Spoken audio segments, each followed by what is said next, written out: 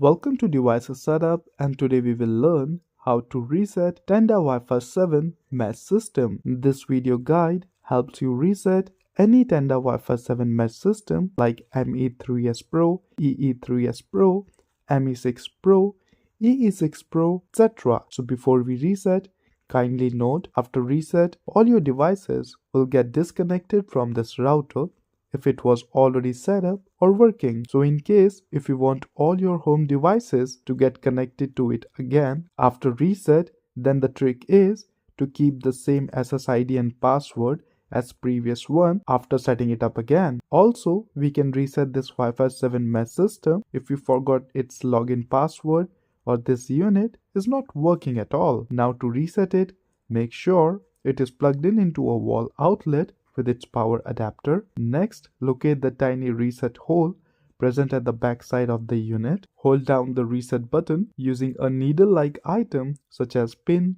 pan or paper clip until the indicator light blinks red fast. This way, the router resets and returns to its factory default settings, and it can be set up again from scratch. Watch video given in the description if you want to learn its setup process. And lastly, hit like and subscribe if this video helped. Thank you.